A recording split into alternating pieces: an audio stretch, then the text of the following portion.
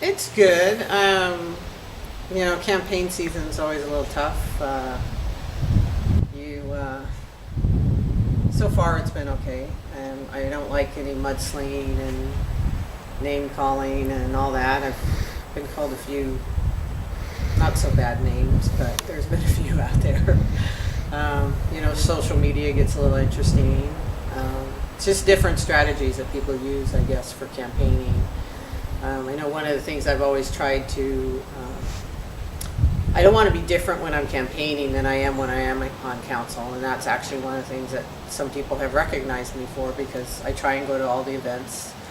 I've always go to the Elder Center and eat. I don't want to be one of these ones that get accused of, she only shows up on the campaign year.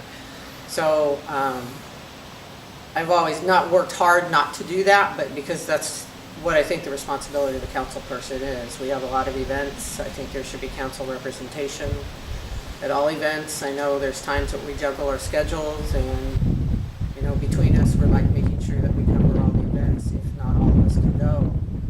And I think that's important. And the different strategies, like the signs that go up, we all do it. I can't say I really like driving down the road and seeing my name on a sign or feeling that I have to do that, but that's part of the campaign structure. I think one of the things that disturbs me a little bit is the mailing service that we're forced to use. You have to use this service because you're not allowed to have the personal addresses of our membership. That changed, I think, back in, when was it, 2008? 2008. So, you send your letter in, they proof it, they okay it with you, they tell you how much it's going to cost, which every year it seems like it goes up, and the cost to do that, and then you give them all the information, and then you don't know when your letter is going to get sent out. So just recently, I think it was on the 12th that I sent my letter in. Got the quote on it on the 13th. On the 14th, I called in with all the information and my ID and all that kind of stuff, and nobody's received my letter yet. So I sent them a message yesterday and asked them, and they said it was mailed out on Friday. So that's over a week that it's been ready to go, and it's just now being mailed out. So that's a little disappointing. I know some people use the calling of members. I've never used that system. I think it's kind of odd to call people that you maybe don't know. I know a lot of families will say, I'm going to call all my family members, and I think that's good, but I don't really, I don't think I could just start cold calling people and talking to them about that. It's not my style. I don't know, and how do they get these phone numbers? I don't know how. Most people just collect phone numbers over the years, and people all have the same phone numbers. I'm not sure how they gather that information, but I have known in the past campaign seasons, that people have done the calling, which is a common technique for people campaigning, but within the tribe, I think it's kind of a touchy area, so I would prefer not to. But I'm more than happy to talk to anybody that wants to call me and talk to me, and that's why I always give out my phone number. I give out my phone number on my letters, my everything, on my cards. Even my council cards all have my private cell phone number on it, so I always want to be available to be able to communicate. The forms work really good. I really appreciate the forms. Thank you for Chris and Brian and other people that do the pack. I know it's a lot of work on you guys, but the forms are a really good way to allow the membership to come and ask questions, and for the candidates to give answers. And then it's nice you guys put it on YouTube, and the members that weren't available to come can watch the videos. So I think that works really well, and hopefully we'll be able to continue that in future years.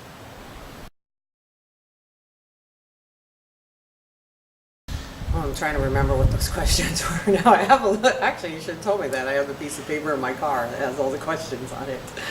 I think I would have liked to have talked about our youth, and how we can improve on the situations with them in education and career development.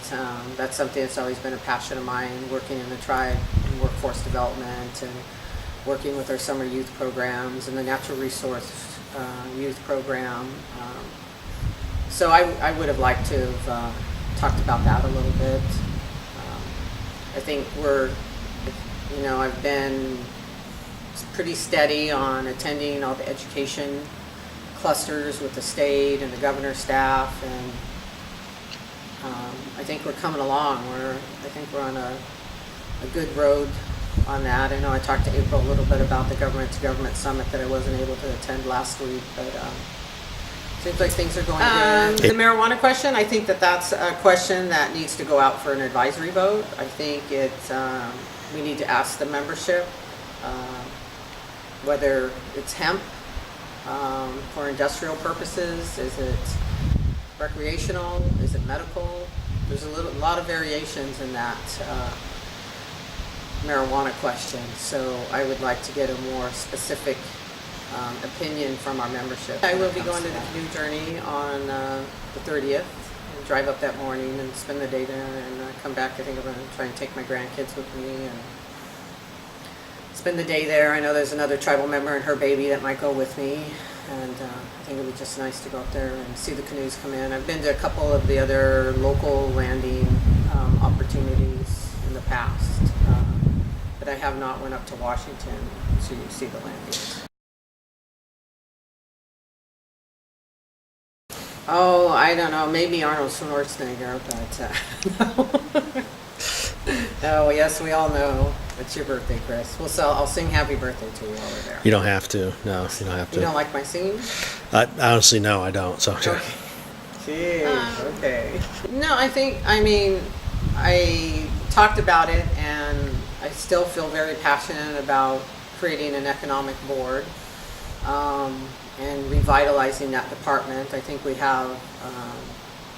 gotten rid of some director level positions, and we've piled those job responsibilities on our current executives, but I think we need to really redevelop the economic development department and create a board. And I did get a lot of responses on my blog posts that I did, so that makes me think there's definitely a lot of interest and people have some opinions and ideas. I did get a lot of positive responses, so I'll take that as maybe my thinking's headed in the right direction. I'm always open to other ideas and listening to people's input, so that's why I decided to do the blog post on that.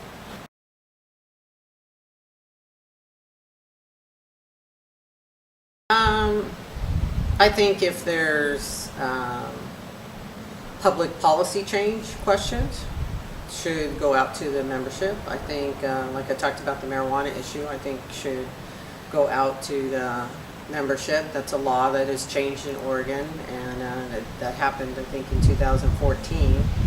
I wish we could have addressed it at that time, but I guess there's always time to do that. And I'm hoping that we get the advisory vote on a schedule and that we're doing it annually every year.